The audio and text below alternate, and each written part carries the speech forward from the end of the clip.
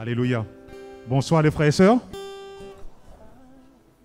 C'est encore un bon moment d'être ensemble dans la présence du Seigneur. Mes frères et sœurs, on a passé une bonne journée, peut-être pas facile, peut-être difficile, mais en tout cas, le fait de se retrouver ce soir dans la présence du Seigneur, je crois que ça nous réconforte, non? Ça nous encourage, et surtout, nous allons entendre l'Évangile, nous allons entendre ce que le Seigneur a à nous dire ce soir. Je crois que c'est très encourageant, non, mes frères et sœurs? Hein? Donc, mais sans plus tarder, on va se mettre debout. Hein? On va chercher le Seigneur pendant un petit moment. Et on va demander à Dieu sa grâce pour que chacun d'entre nous, nous puissions avoir le cœur ouvert pour recevoir de la part de Dieu ce qu'il a pour nous dire. Non, mes frères et sœurs? Amen? Alléluia. Merci Jésus. Seigneur, ce soir encore, nous voulons te remercier pour ta grâce. Nous voulons te remercier encore pour ce moment que tu nous donnes d'être ensemble et d'être sous ce ministère de l'enseignant et de pouvoir recevoir de ta part, Seigneur, tout ce que tu as pour nous. Seigneur, nous voulons disposer notre cœur, nous voulons ouvrir notre cœur ce soir, Seigneur Jésus. Et en ton nom, nous te disons, Père, au nom de ton Fils Jésus-Christ, merci. À toi toute la gloire, Jésus. Merci, Seigneur.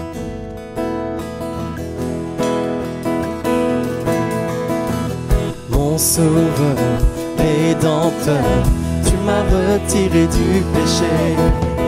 Ta puissance m'a changé.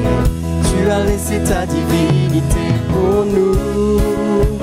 Délivré à jamais, tu nous as retrouvés dans ce monde égaré.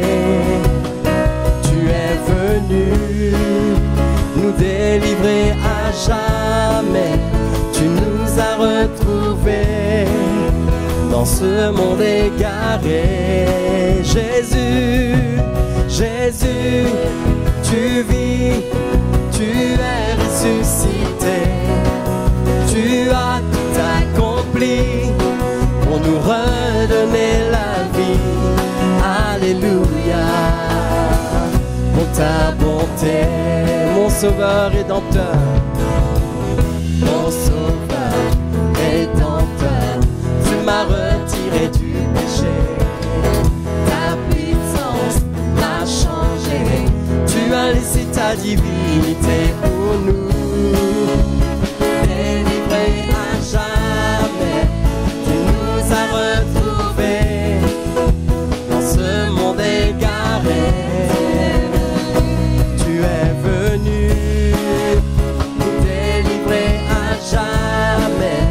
Tu nous as retrouvés dans ce monde égaré. Jésus, Jésus, tu vis, tu es ressuscité. Tu as tout accompli pour nous redonner la vie. Alléluia. Pour ta bonté, Jésus, tu vis. Jésus, tu vis, tu es ressuscité. Tu as tout accompli pour nous redonner la vie. Alléluia. Pour ta bonté. Alléluia. Pour ta bonté. Alléluia. Pour ta bonté. Alléluia, Seigneur Jésus. Merci pour ta bonté, Seigneur Jésus. Roi des rois et Seigneur, Lion de Juda, parole de Dieu. Roi des rois et Seigneur, Lion de Juda, parole de Dieu. Et le voici, voici le roi de gloire, qui vient juger le monde avec justice. Et le voici, voici le roi de gloire, qui règne dans la justice. Roi des rois et Seigneur, Lion de Juda, parole de Dieu. Roi des rois et Seigneur, Lion de de Juda, parole de Dieu. Et le voici, voici le roi de gloire, qui vient juger le monde avec justice. Et le voici, voici le roi de gloire, qui règne dans la justice. Roi des rois, roi des rois, et Seigneur, lion de Juda, parole de Dieu.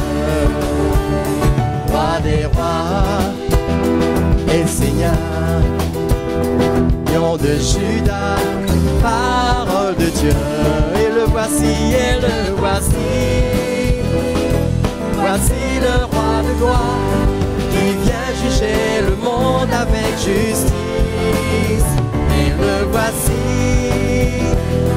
voici le roi de gloire, qui règne dans la justice. Et le voici,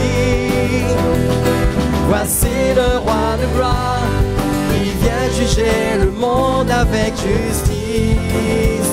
Et le voici, voici le roi de gloire, qui règne dans la justice, qui règne dans la justice, qui règne dans la justice. Alléluia. Oh Seigneur Dieu Tout-Puissant, tu règnes Seigneur Jésus. Oh merci Seigneur Dieu Tout-Puissant. Alléluia. À toi l'honneur Seigneur Jésus. À toi la gloire ce soir Seigneur.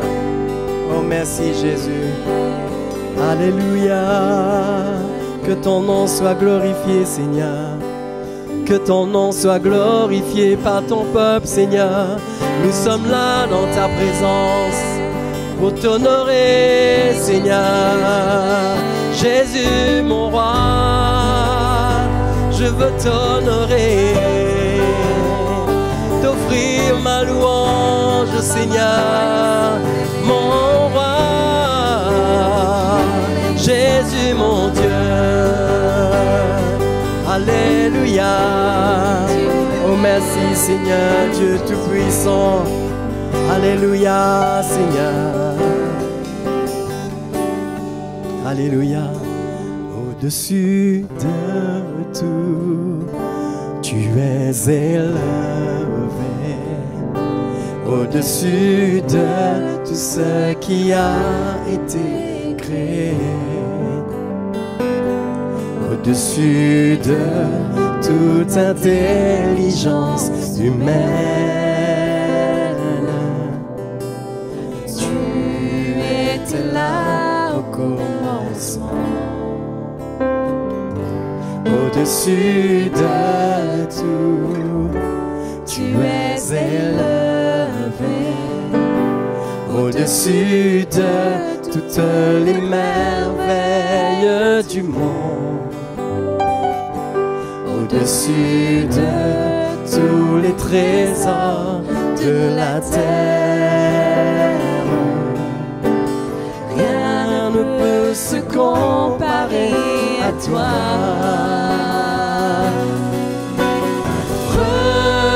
Rejeté, abandonné de tous, crucifié, tu as souffert pour tous, tu es mort, brisé sur la croix, par-dessus tout, tu m'as aimé, libéré, au-dessus de tout, tu es élevé, au-dessus de tout ce qui a été créé, au-dessus de toute intelligence humaine. Tu étais là au commencement.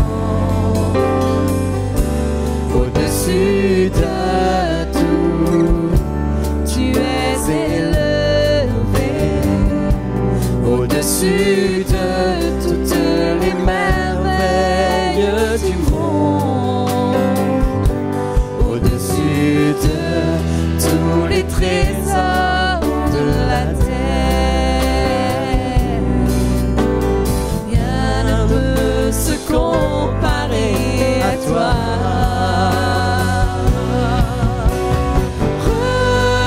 Rejeté, abandonné de tous, crucifié, tu as souffert pour tous, tu es mort, brisé sur la croix,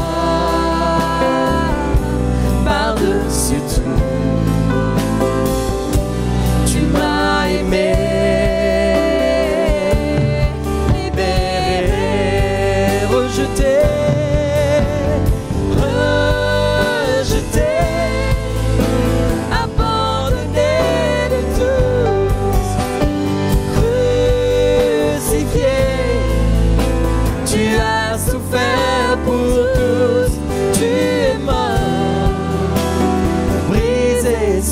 La croix, par-dessus tout, tu m'as aimé, libéré, tu es mort, Seigneur, tu es mort, brisé sur la croix, par-dessus tout, tu m'as aimé.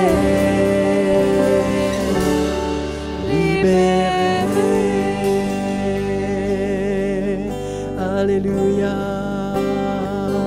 Jésus mon roi, Seigneur, heureusement que tu m'as aimé le premier, Seigneur Jésus. Heureusement, Seigneur, que tu es allé mourir à la croix pour moi.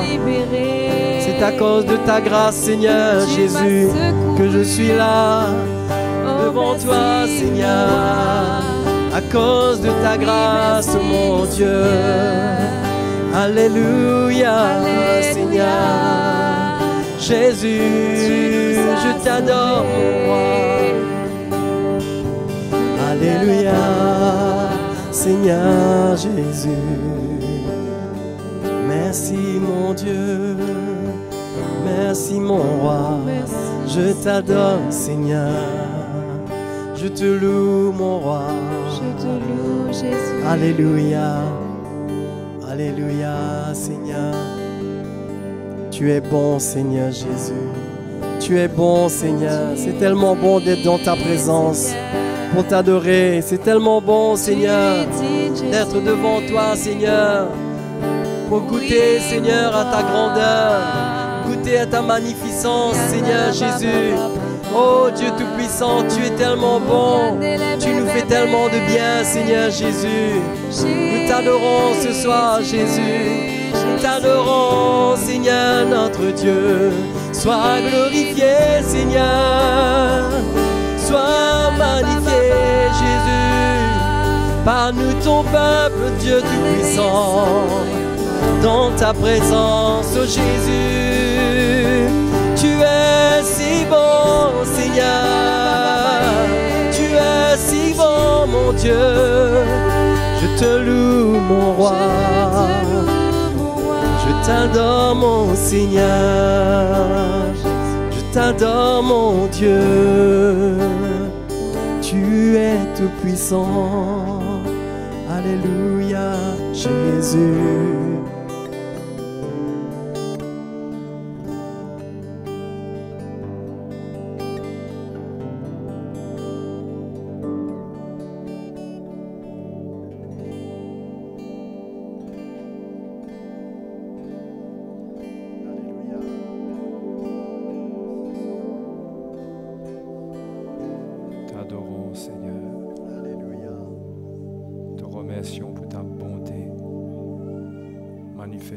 Envers nous ta grâce.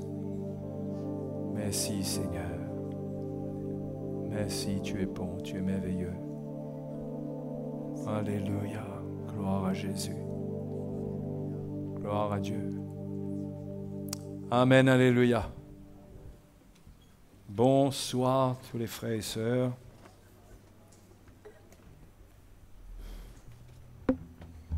Ces moments à l'église sont les moments les plus importants pour notre vie.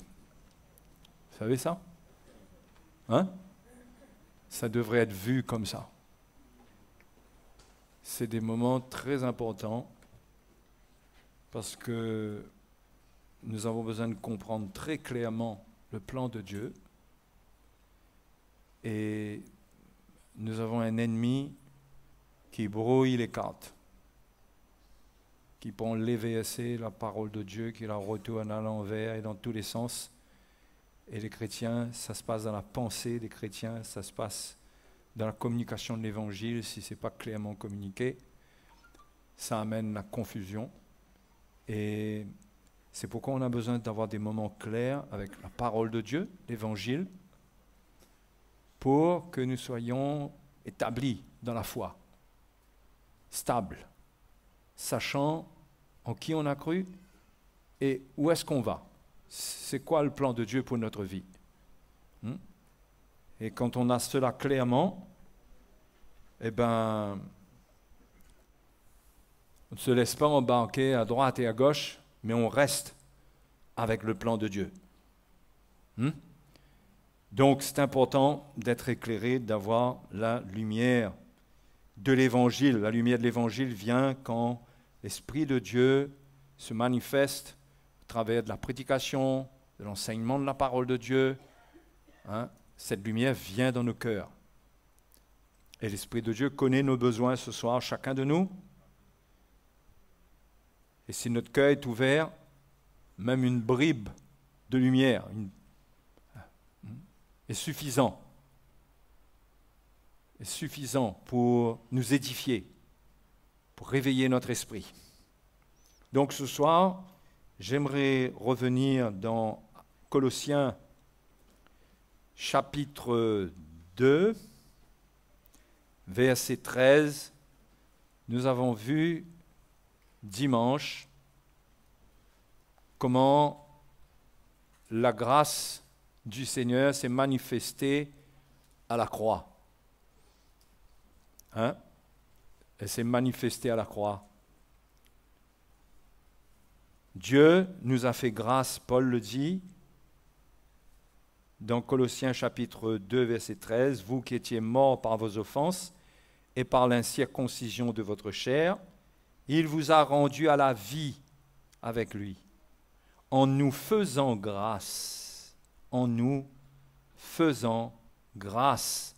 pour toutes nos offenses. » C'est ça, la puissance de la croix pour arrêter l'œuvre de l'ennemi, le travail du diable contre les hommes. C'est que toutes nos offenses qui ont été manifestées dans les souffrances du Seigneur, puisqu'il a porté nos péchés, tout cela meurt en Jésus-Christ. Le Seigneur ne répond pas à cela, ne répond pas, mais pardonne. Sa réponse, c'est le pardon.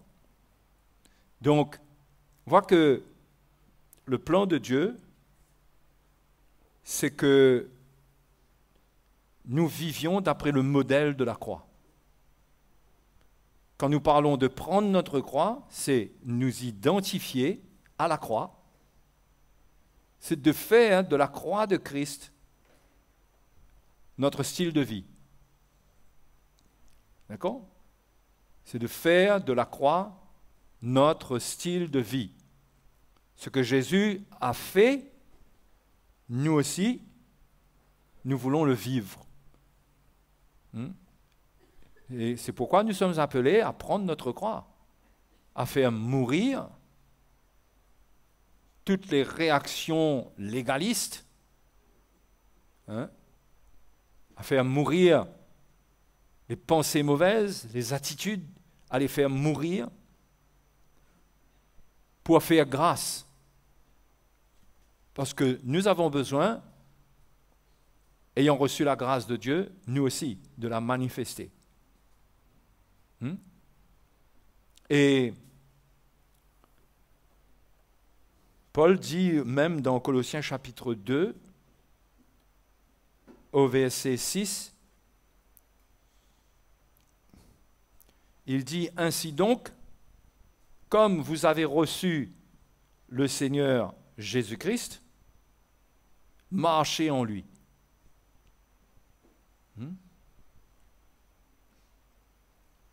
Étant enraciné et fondé en lui, et affermi par la foi, d'après les instructions qui vous ont été données, et abondez en actions de grâce.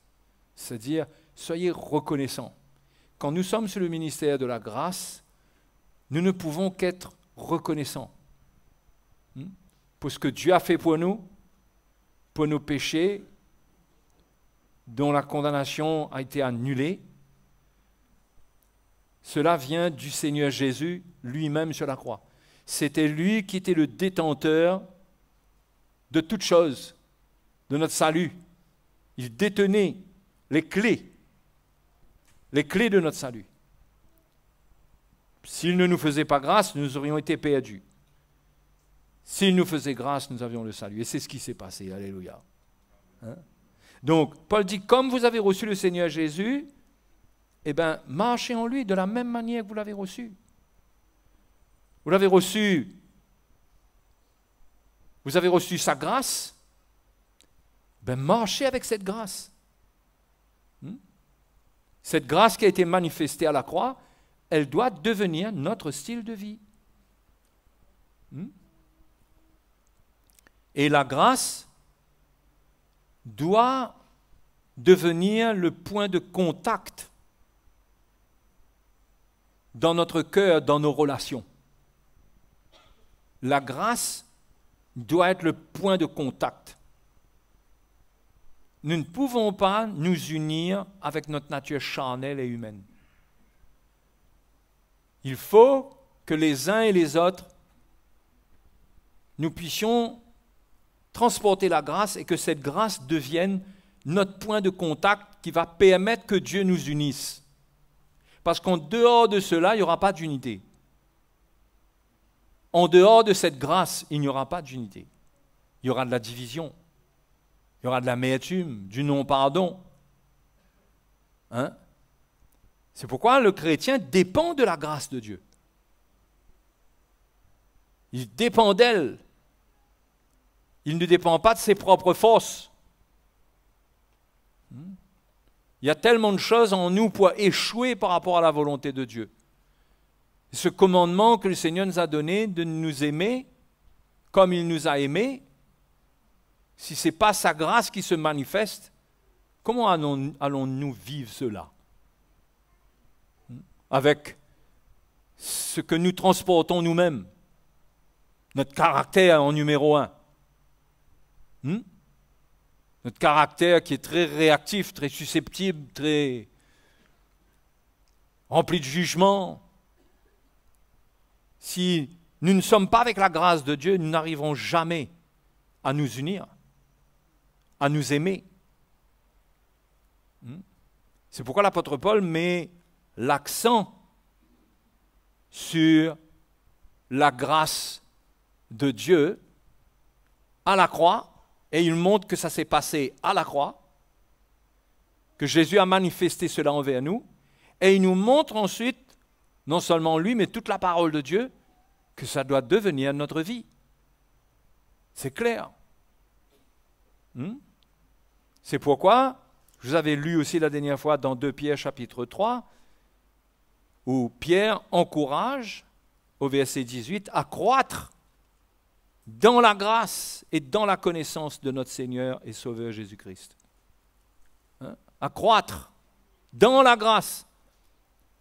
La croissance spirituelle, ce n'est pas la croissance de notre vieil homme, ce n'est pas qu'il comprend mieux, c'est croître dans la grâce, c'est que tout ce qu'on va vivre, à force de connaître le Seigneur et de connaître son plan, si on comprend où son plan s'accomplit, si on le connaît, comme Paul dit dans Philippiens, dans sa mort, dans la communion de ses souffrances, si on le connaît là, on va trouver la grâce de Dieu pour notre vie.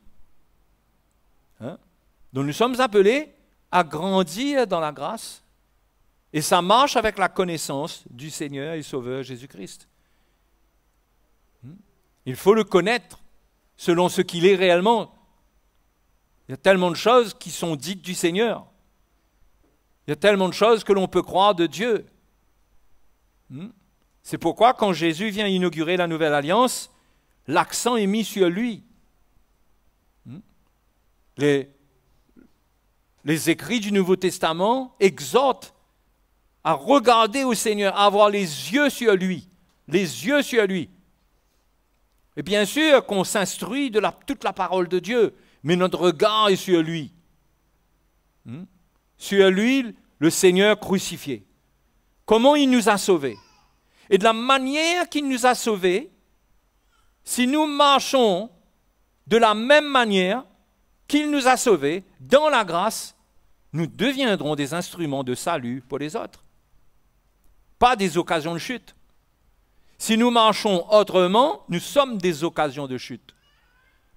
Parce que les hommes, les autres, ne reconnaîtront pas le cœur de Dieu. Ils ne ressentiront pas, ils ressentiront de la religion, ils ressentiront du légalisme.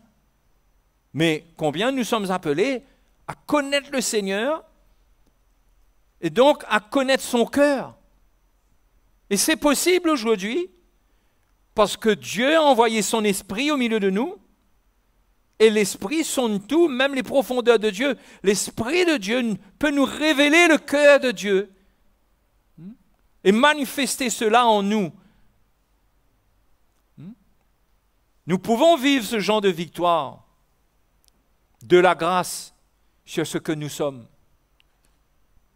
C'est pourquoi Paul dit lui-même, il dit, je suis ce que je suis et c'est par la grâce de Dieu que je suis ce que je suis.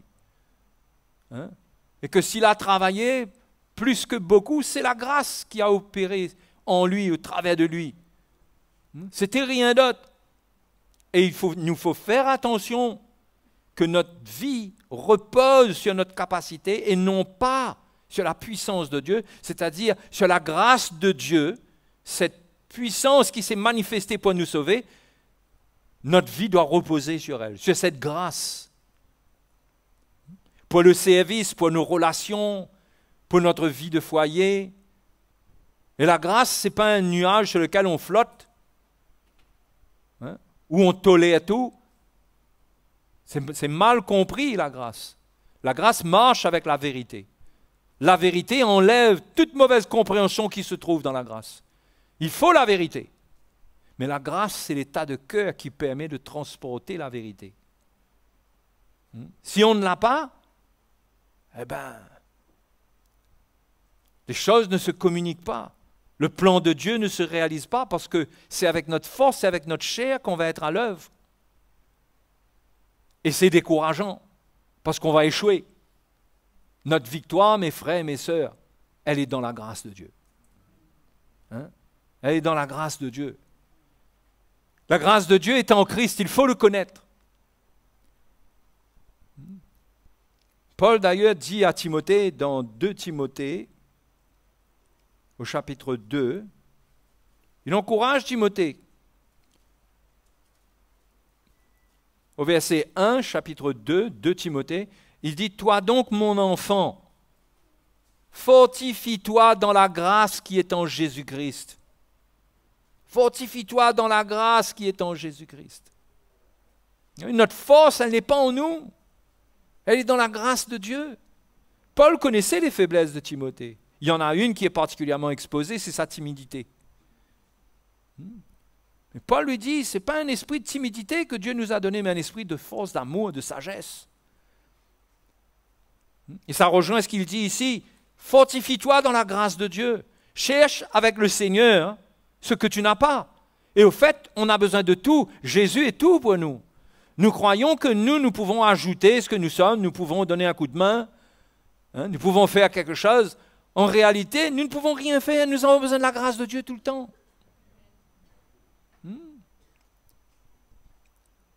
Même pour adorer le Seigneur, l'apôtre Paul dit dans Colossiens, au chapitre 3, au verset 16, que la parole de Christ, notez bien la parole de Christ, il ne dit pas la parole de Dieu. La parole de Christ, c'est la parole de Dieu.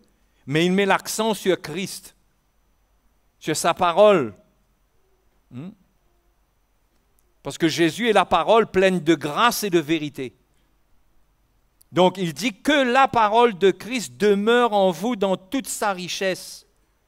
Instruisez-vous et exhortez-vous les uns les autres en toute sagesse, par des psaumes, par des hymnes, par des cantiques spirituels, chantant à Dieu dans vos cœurs, en vertu de la grâce ou sous l'inspiration de la grâce.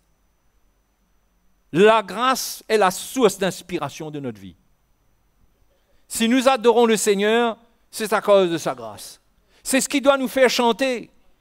C'est ce qui doit nous faire louer le Seigneur. Parce que si nous regardons à nous-mêmes, nous n'aurons pas beaucoup de sujets de louange. Notre louange vient de la grâce qu'il a manifestée envers nous. Et souvent, on s'éloigne de cela. On regarde à notre vie, à ce qu'on a accompli. On regarde à nos échecs. Et cela nous décourage et on se sent indigne. On n'arrive plus à adorer, à louer le Seigneur parce qu'on est déconnecté de la grâce. Mais si la grâce est à l'œuvre dans notre vie et on expérimente cette grâce, cela nous fera louer le Seigneur et l'adorer. Et on va être heureux dans la communion avec Jésus.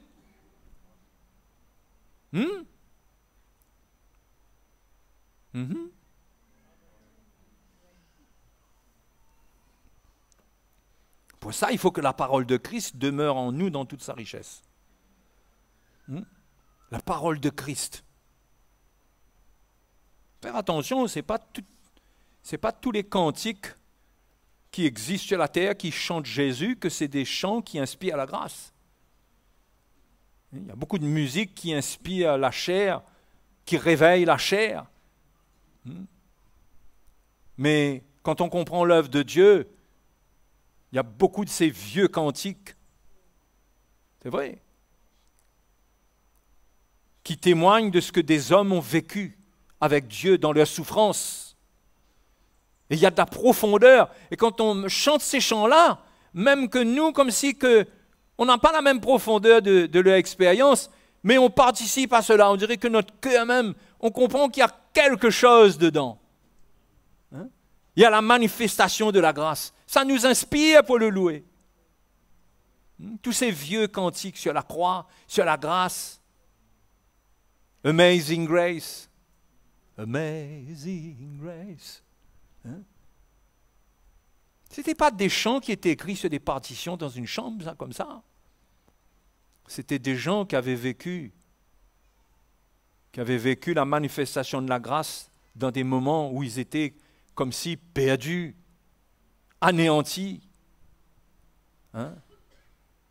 C'est là-dedans qu'on expérimente la grâce de Dieu. C'est pourquoi l'expérience de Paul dans 2 Corinthiens, chapitre 2,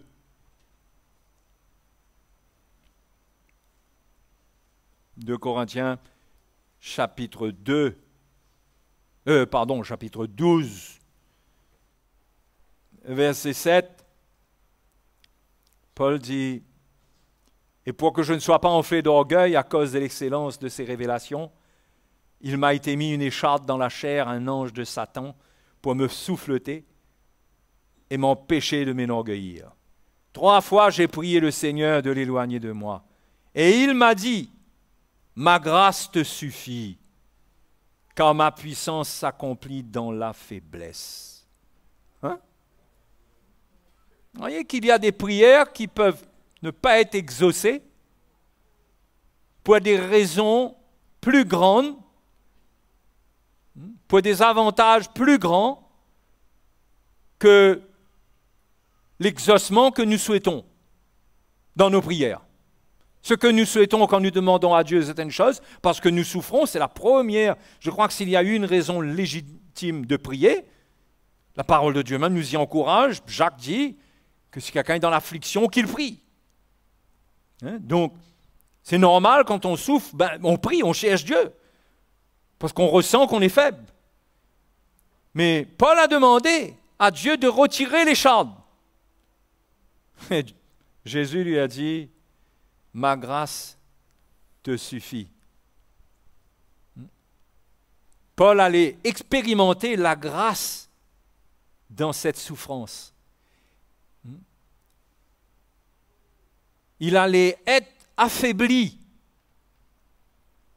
Il s'est senti faible quand il a eu cette écharde. Il s'est demandé comment est-ce que je vais faire pour continuer avec ça? Seigneur, ce n'est pas possible. Mais Jésus lui a dit, ma grâce te suffit. Ce qui veut dire que la grâce allait prendre le relais, que la grâce allait le transporter. Et vu que la grâce allait être là, ça allait permettre à la puissance de Dieu de s'accomplir au travers de la grâce. Mais si Paul demeurait avec sa propre force, il aurait fait les choses dans sa propre force. Ça ne veut pas dire qu'il n'y aurait pas eu de l'onction de Dieu, de la lumière et tout. Mais la grâce de Dieu optimise la manifestation de la puissance de Dieu, optimise l'appel de Dieu sur la vie de quelqu'un. Ça rend cet appel-là optimal, c'est-à-dire ça le met dans les meilleures conditions pour que ça porte du fruit. C'est pourquoi il ne faut pas s'étonner chacun à notre niveau qu'on a des souffrances à endurer, qu'on a des moments difficiles, qu'on ne peut pas espérer avoir une vie chrétienne cool, parce qu'on restera superficiel, notre service sera superficiel, notre cœur sera superficiel. Mais avec la grâce qui vient dans la souffrance, quand nous nous humilions et nous acceptons le chemin,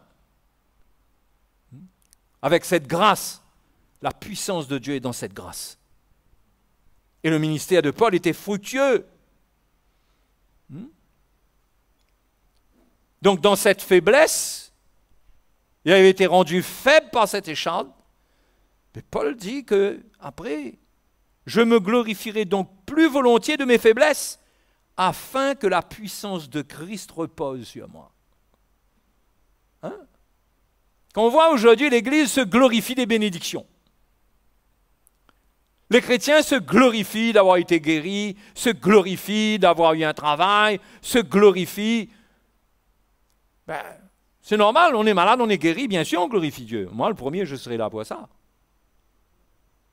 Mais c'est tout, c'est les seules raisons, c'est tout ce qui nous amène à glorifier le Seigneur.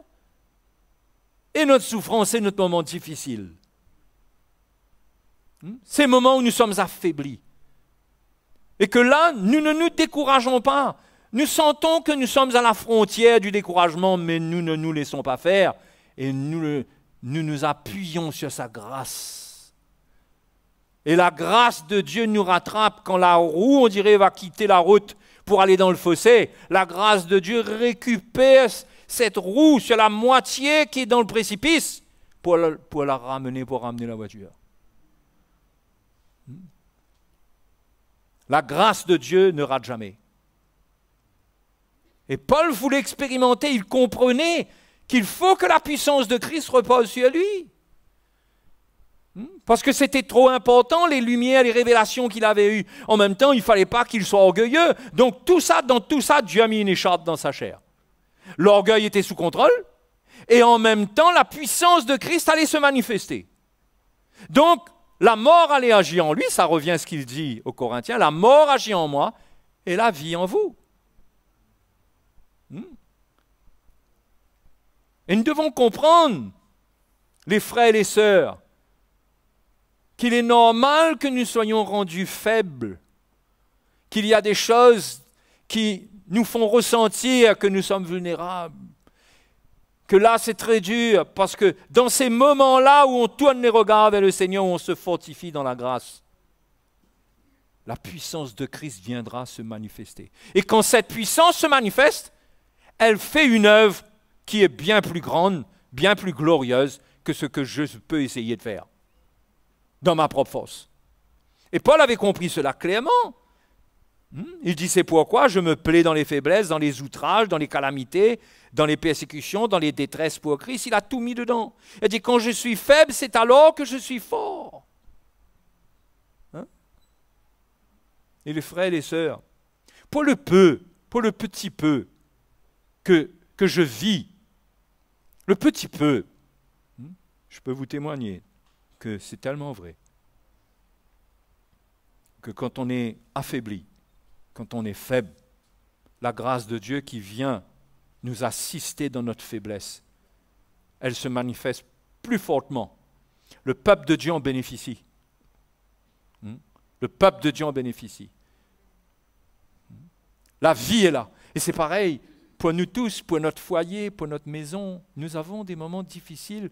Il faut en profiter pour que Dieu creuse, pour que l'Esprit de Dieu travaille en nous et pour que cette grâce, nous puissions la connaître, l'expérimenter, qu'elle prenne notre cœur et qu'elle soit une base pour la puissance de Dieu dans notre maison, dans notre famille, dans notre couple, dans l'Église, partout, que cela devienne quelque chose qui nous enrichisse de la part de Dieu. C'est pourquoi les évangiles qui rejettent la souffrance sont dangereux. Parce que ça garde les chrétiens superficiels. Il n'y a pas d'œuvre de Dieu dans leur vie. Donc moi, je ne suis pas en train de dire qu'il faut aimer la souffrance, mais ça dépend de la lumière qu'on a. Il y a des choses qu'on finit par accepter parce qu'on comprend qu'avec cela, Dieu a un plan spécial. La grâce de Dieu, on va la connaître dans une autre dimension. C'est pour notre bénéfice et c'est pour le bénéfice des autres qui nous entourent. Aujourd'hui, vous ne pouvez pas réaliser l'œuvre que Dieu fait dans votre vie, dans vos moments difficiles. Mais au fur et à mesure, le travail de Dieu se faisant dans votre cœur, vous allez voir que vous allez être une bénédiction. Donc ça, c'est l'expérience de l'apôtre Paul. C'est écrit là, ce n'est pas juste pour le serviteur de Dieu, c'est pour nous tous. Mais malheureusement, je le dis, le corps de Christ est enseigné à se comporter un peu avec orgueil, un peu avec arrogance, comme si, oui, nous, la victoire, c'est... Nous, on ne veut pas de souffrance, il n'y a pas de maladie dans le nom de Jésus, la victoire est là, est totale sur tout. Mais ce n'est pas ce qu'on voit dans la parole de Dieu. Il y a des gens qui guérissent, il y a des gens qui ne guérissent pas. Il y a des gens qui sont bénis et des gens qui ne sont pas bénis comme ceux qui sont bénis. Ils sont bénis autrement. Vous n'attendez jamais à avoir ce que votre frère ou votre sœur a.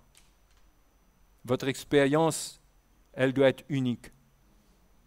Plus elle est unique, plus elle sera un instrument, un outil pour beaucoup de gens. Parce qu'elle enrichit l'arsenal de Dieu, la panoplie d'armes, d'instruments de Dieu pour agir contre les œuvres des ténèbres. Donc, la grâce, elle entre au centre de notre vie par la croix. Tout le monde comprend là? Par la croix. Elle produit une œuvre dans notre chair. Elle doit nous amener à faire grâce, à répondre aux autres par la grâce. Elle devient, comme je l'ai dit tout à l'heure, le point de contact avec les autres. Faire grâce, pardonner, ne pas regarder selon la chair, oublier, tourner la page. Renouveler notre manière de voir les choses. Sans devenir non plus aveugle dans certaines circonstances. Mais avoir un cœur qui ne porte rien. Au fait, dans Hébreux, on va aller dans Hébreux. Ça va les frères et sœurs? Hébreux chapitre 12, verset 15. Non, verset 14. Recherchez, chapitre 12, verset 14. Recherchez la paix avec tous et la sanctification sans laquelle personne ne verra le Seigneur. Veillez à ce que personne ne se prive de la grâce de Dieu, à ce qu'aucune racine d'amertume poussant des rejetons ne produise du trouble et que plusieurs n'en soient infectés. Voyez? Comment on doit faire attention avec notre vie pour ne pas être privé de la grâce? Il dit, veillez à ce que personne ne se prive de la grâce. Parce que c'est ça le point. s'il y a des problèmes qui ne se règlent pas entre les frères et les sœurs, entre mari et femme, dans le foyer, c'est que le péché a trouvé sa demeure dans le cœur. Ça produit de l'amertume, ça produit toutes sortes de mauvaises choses, et la grâce de Dieu ne se manifeste plus. Pourquoi Paul mentionne la grâce de Dieu ici? Parce que c'est très important, c'est la vie même, c'est la base de notre vie. C'est pourquoi, quand il y a des problèmes, on prend notre croix pour faire mourir ce qui n'est pas bon en nous, afin qu'on n'est pas privé, qu'on ne soit pas privé de la grâce de Dieu. Quand on prend notre croix pour pardonner, la grâce de Dieu continue dans notre vie.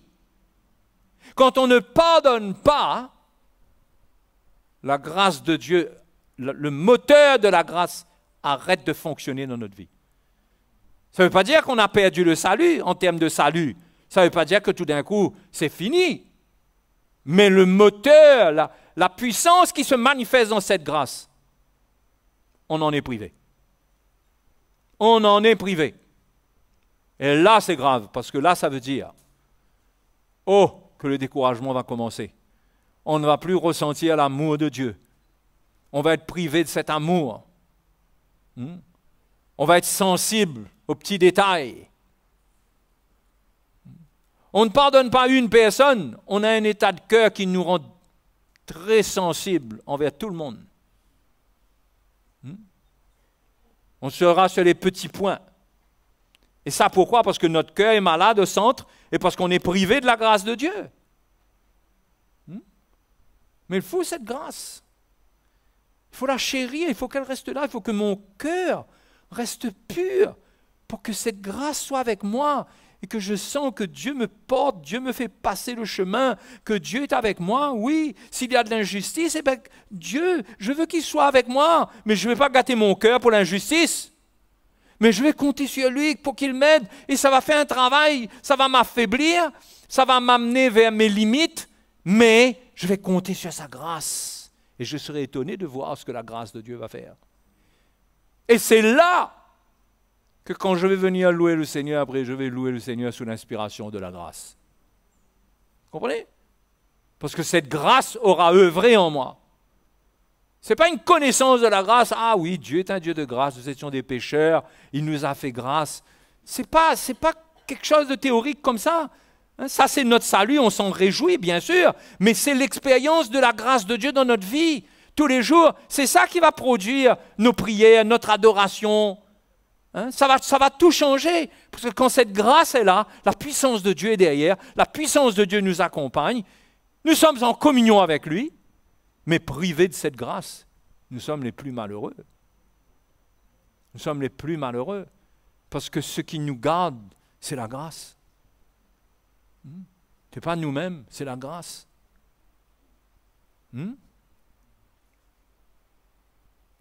Donc, soyez encouragés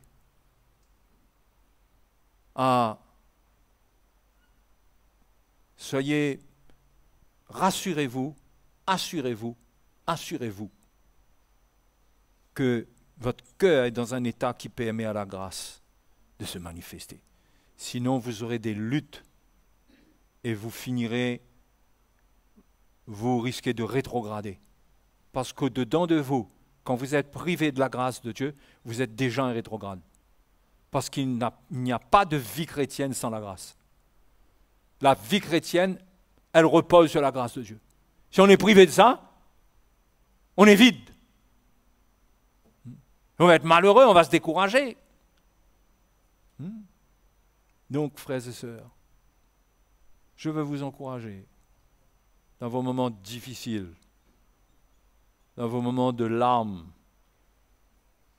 à ne pas réclamer justice, à ne pas simplement réclamer justice. Dieu fait justice de toute façon. Paul dit, ne vous vengez pas vous-même. Il dit, mais ton ennemi, s'il a faim, donne-lui à manger, donne-lui à boire. Ça, c'est notre responsabilité. C'est de notre côté, ça. Et la grâce de Dieu, elle sera là, pour nous, dans notre souffrance. Dieu va nous accorder sa paix. Dieu va nous accorder sa paix. Moi, je vous dis aujourd'hui, dans beaucoup d'enseignements qui existent, on va chercher des principes et des techniques pour être bien. Mais on ne touche pas à la véritable racine. C'est pourquoi sans la croix, on ne peut pas toucher à ça. Mais c'est la révélation de la croix qui nous montre ce que la grâce de Dieu peut faire dans notre vie. C'est pourquoi, mes frères et mes sœurs, vous ne réalisez pas, je dirais, nous ne réalisons pas à quel point nous sommes bénis d'avoir le message de la croix. À quel point c'est inestimable ce qui nous a été accordé. C'est très rare sur la terre. Il y a, je ne dis pas que nous sommes les seuls, pas du tout. Mais quand on regarde tout ce qui existe pour ce qu'on connaît, il n'y a pas l'élément de la croix, il n'y a pas cet élément de la grâce. Il y a des églises qui festoient, qui glorifient Dieu pour sa puissance, le Dieu des miracles. Mais la croix pour le chrétien n'est pas là. Il n'arrive pas à prendre ça parce qu'on ne lui donne pas ça comme une révélation. Vous savez combien de souffrances ça produit? Des gens qui se découragent, qui disent « Mais quand j'ai connu le Seigneur, je n'étais pas comme ça. Qu'est-ce qui m'arrive »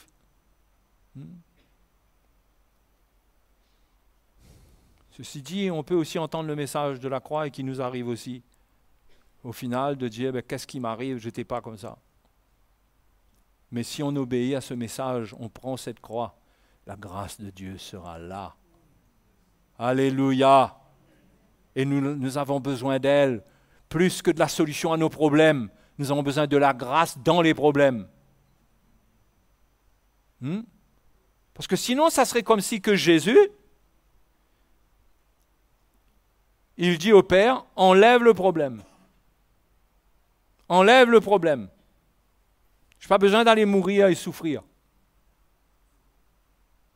Et la puissance de Dieu aurait été là pour enlever le problème. Dieu pouvait, lui-même il a dit, Jésus, qu'il pouvait commander à 12 légions d'anges et il aurait été délivré. Mais son cœur était attaché à la volonté du Père.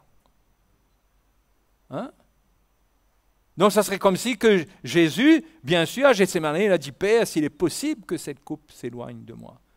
Mais non pas ma volonté, mais ta volonté. Parce qu'il est normal que face à la souffrance, on cherche une alternative. Mais notre cœur ne doit pas se laisser distraire. Nous devons rester avec la volonté de Dieu, pas avec une solution que nous voyons.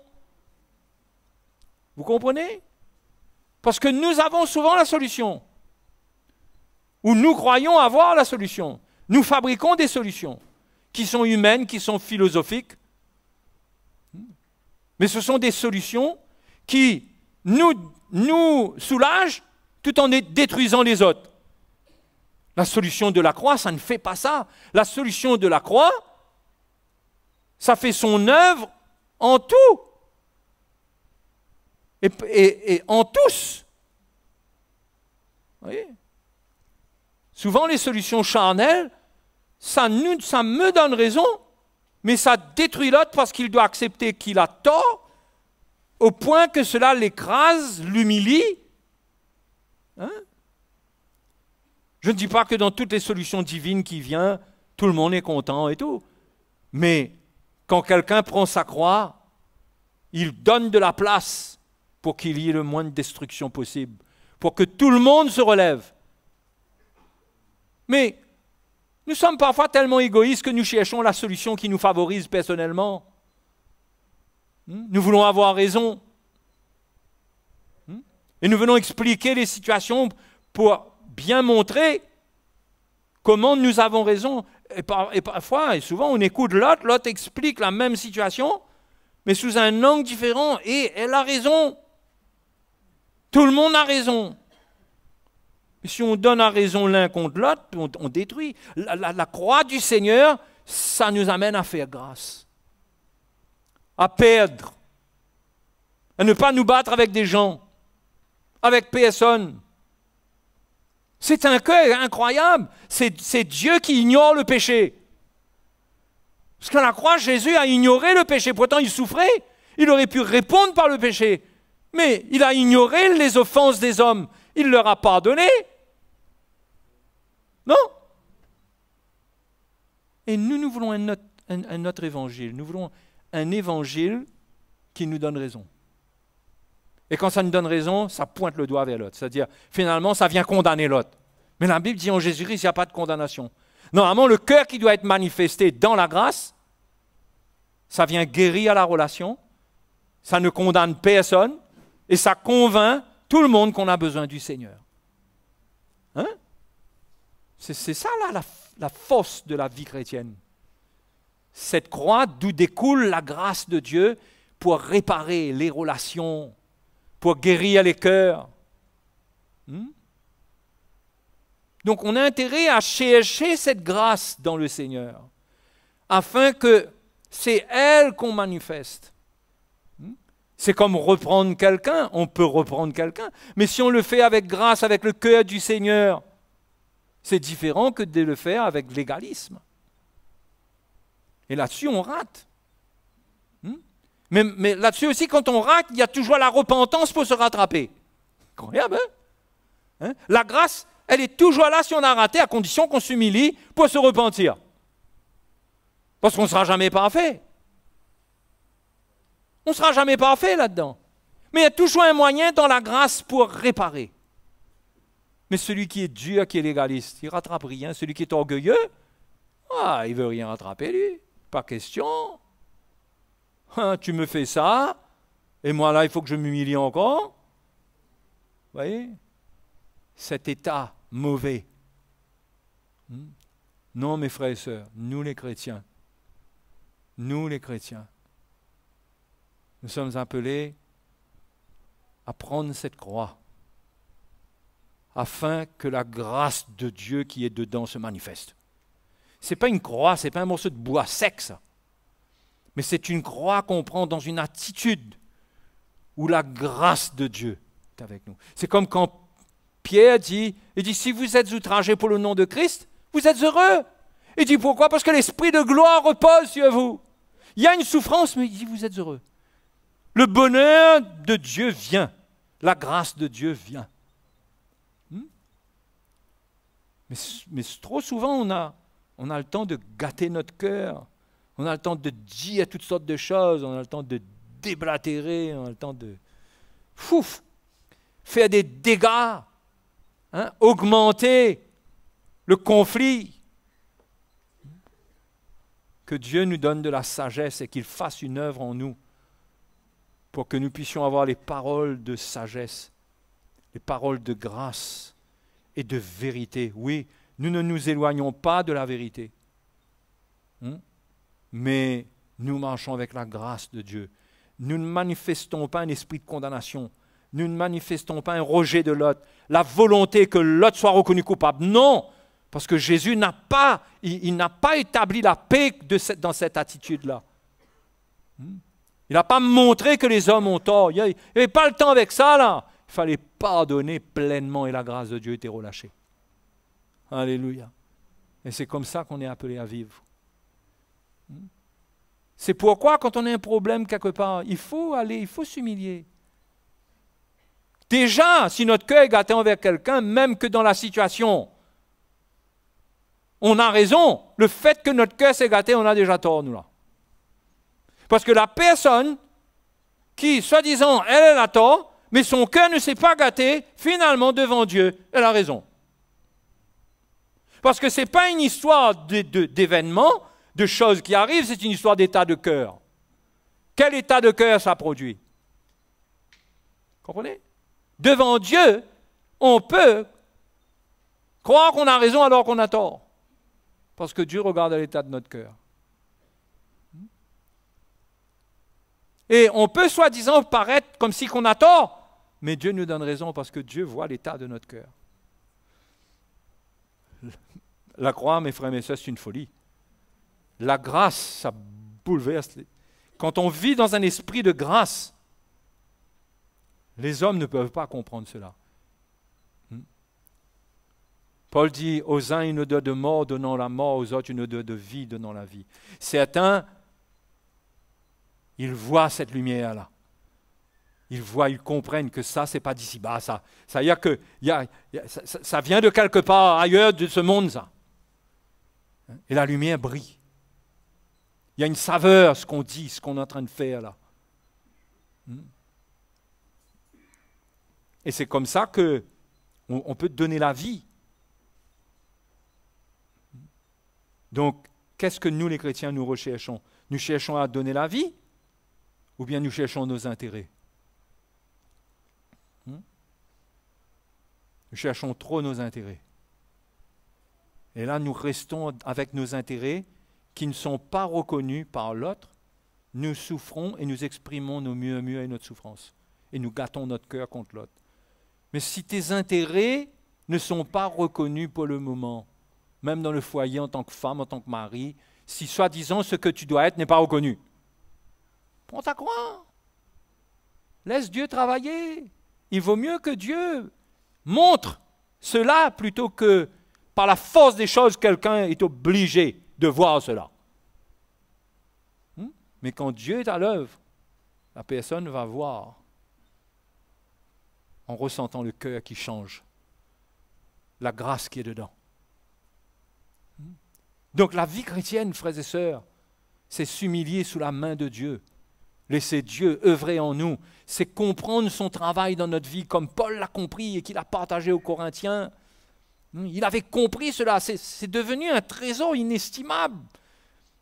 Qu'il ait prié. Et c'est parti d'un refus. Bien que le Seigneur ne lui a pas dit non. Mais le Seigneur, quelque part, ne lui a pas donné ce qu'il voulait. Le Seigneur lui a refusé d'enlever son écharpe. Et il s'est humilié. Et quand s'est humilié, il a appris. On apprend quand on s'humilie devant la volonté de Dieu.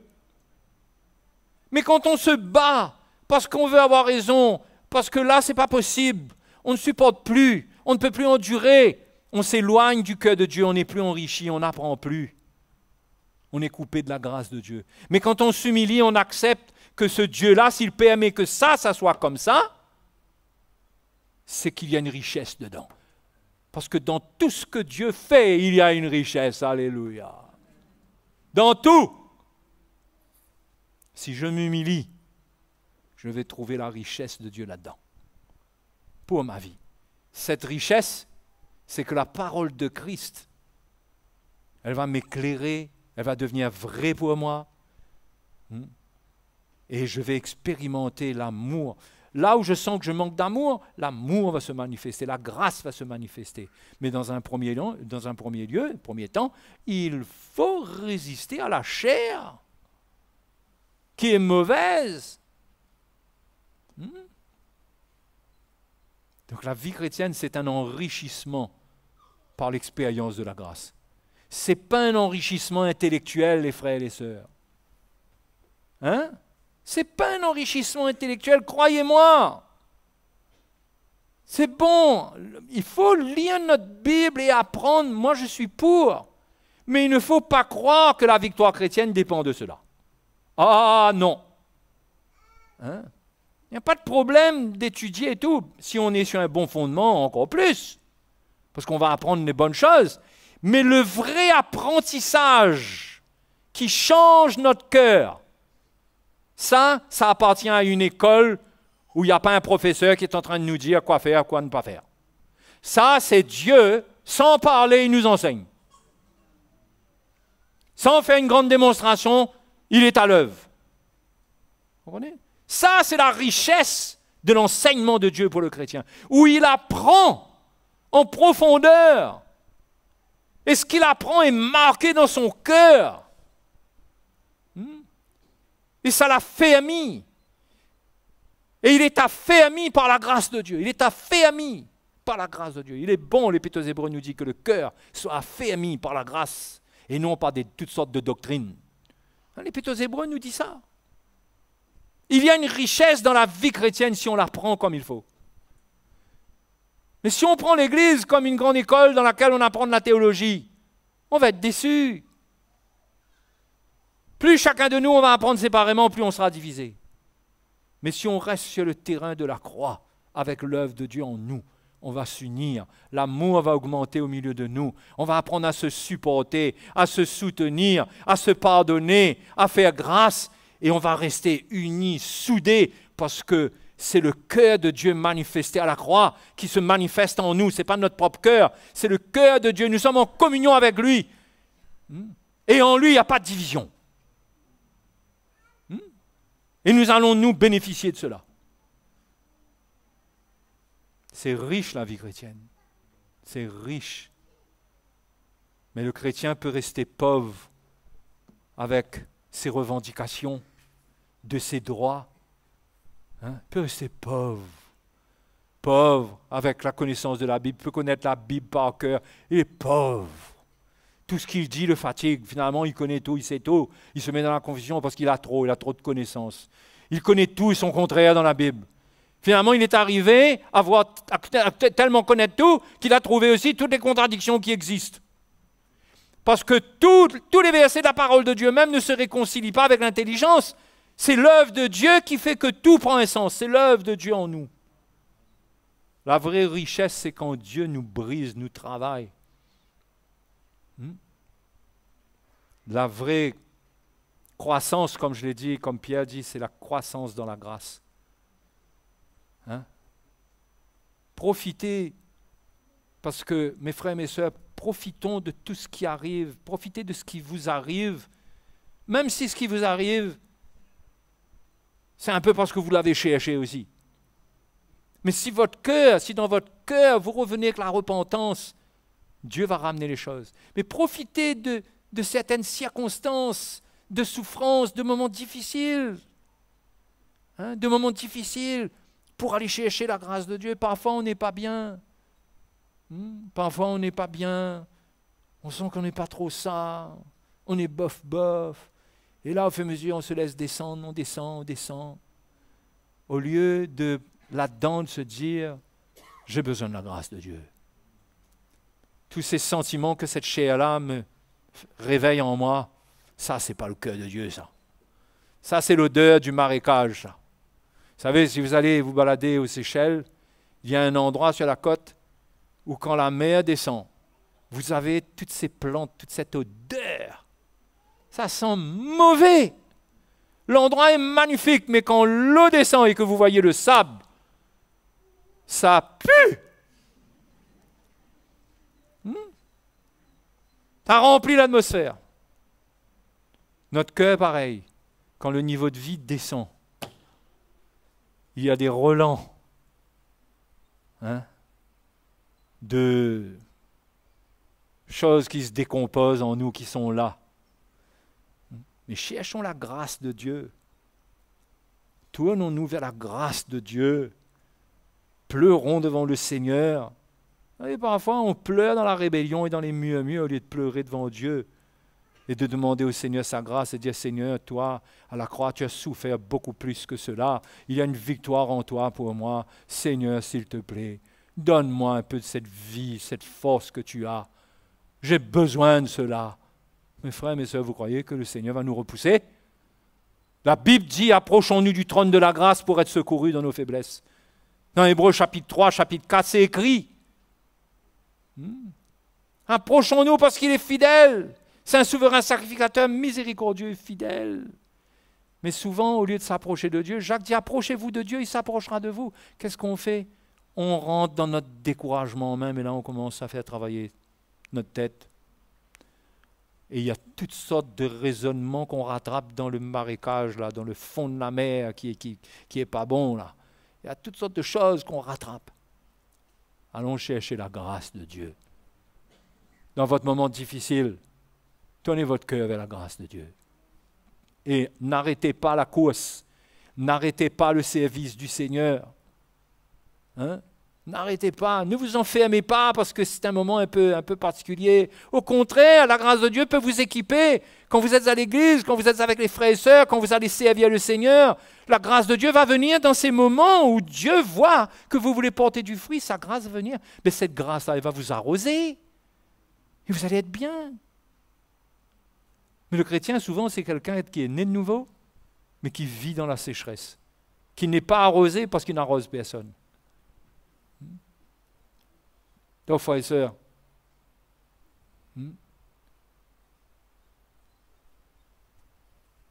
prenez un baptême de la grâce. Dieu veut vous faire expérimenter cela, chacun de nous. Alléluia.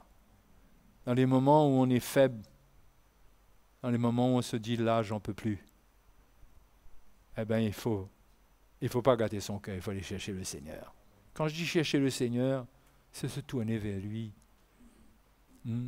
Garder son cœur, être en communion avec lui et s'attendre à lui. Et il est fidèle. Il est fidèle. Alléluia. Vous avez remarqué que Jésus, il ne force la porte chez personne? Vous savez ça? Il dit, si quelqu'un ouvre la porte, j'entrerai. On sent que le Seigneur, il ne s'impose absolument pas. Si on le cherche, il s'approche. Approchez-vous de Dieu, il s'approchera de vous. Croyez-moi, si on reste loin de Dieu, Dieu reste loin de nous. Comprenez? Mais dans ces moments-là, on a besoin d'ouvrir notre cœur. Alléluia. Jésus est grand, Jésus est fidèle. Il est grand, il est fidèle. Menez le bon combat de la foi. Ne soyez pas des gens exigeants qui réclament, qui demandent que ça soit comme ci, que ça soit comme ça, et qui mal parlent, qui médisent. C'est pas normal, il a dit ça, il est comme ça, pourquoi il a fait ça? Non, devenez des chrétiens matures, mûrs dans le Seigneur, qui vont expérimenter la grâce, qui supportent la souffrance. Et on va expérimenter la grâce de Dieu. Alléluia. Alléluia. Ça vous encourage et ça vous éclaire un peu? Mes frères et mes sœurs, Dieu nous accorde de la révélation, de la lumière. Il veut nous garder dans ces derniers temps par sa puissance. Pierre l'a dit, vous qui êtes gardés par sa puissance dans ces derniers temps. Mais cette puissance, il faut que la grâce soit là. Donc ce soir, je vous laisse avec ces paroles. Je vous laisse avec ces paroles dans votre cœur. Votre vie n'est pas facile, mais la grâce de Dieu devrait vous réjouir dans votre vie pas facile. Quand on est là, on ne devrait pas sentir qu'on est un groupe de chrétiens malheureux. On est là avec nos problèmes qui pèsent sur nous.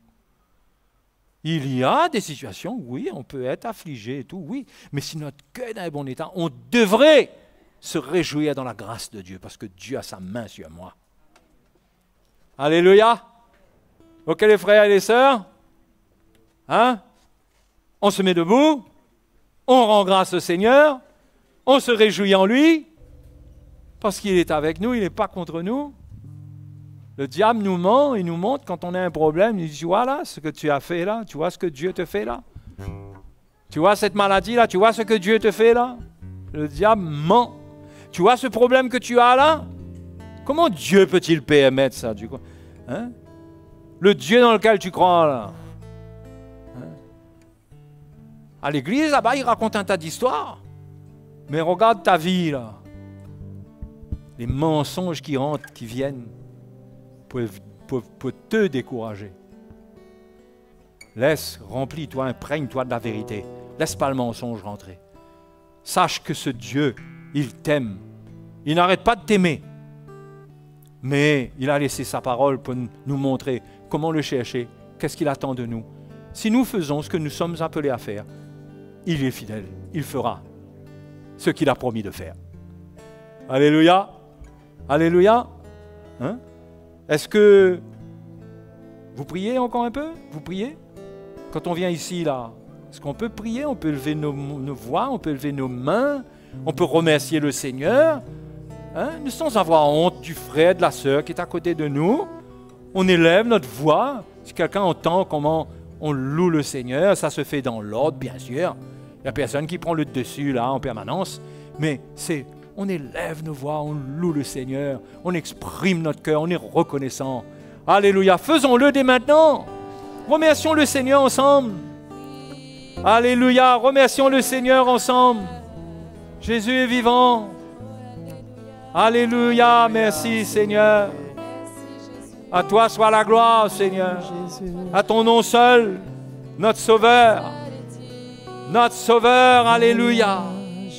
Oh, nous te bénissons. Oh, merci Seigneur, merci Seigneur. Merci pour ma vie, remerciez-le pour vous. Ce que vous êtes dans un chemin difficile, remerciez-le. Il est avec vous. Hein? Il est avec vous. Remerciez-le. Remerciez-le pour ça. Il est fidèle. Il est là. Il prépare un chemin. Il prépare un échappatoire. Dieu qui est fidèle ne permettra pas que vous soyez tentés au-delà de vos forces, mais il préparera avec la tentation, il préparera un moyen d'en sortir. Il y a un moment difficile là, eh bien Dieu est fidèle pour préparer un moyen pour moi de sortir de là. Alléluia. La gloire lui appartient. C'est mon Dieu. Il dit que c'est lui ma victoire. Je ne suis pas ma propre victoire. C'est lui ma victoire. C'est lui seul.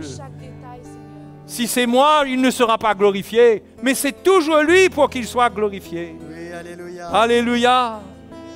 Oh, sois béni, Seigneur. Glorifions le Seigneur ensemble. Ta grâce coule de ton trône. Oui, Seigneur, ta grâce est là. Ta grâce a été révélée. Ta grâce a été déversée. Ta grâce coule de ton trône. Oui, Seigneur, ta grâce est là. Ta grâce a été révélée. Ta grâce a été déversée. Ta grâce coule de ton trône. Oui, Seigneur, ta grâce est là. Ta grâce coule de ton trône. Ta grâce coule de ton trône. Oui, Seigneur, ta grâce est là. Ta grâce coule de ton trône. Ta grâce coule de ton trône. Oui, Seigneur, ta grâce est là.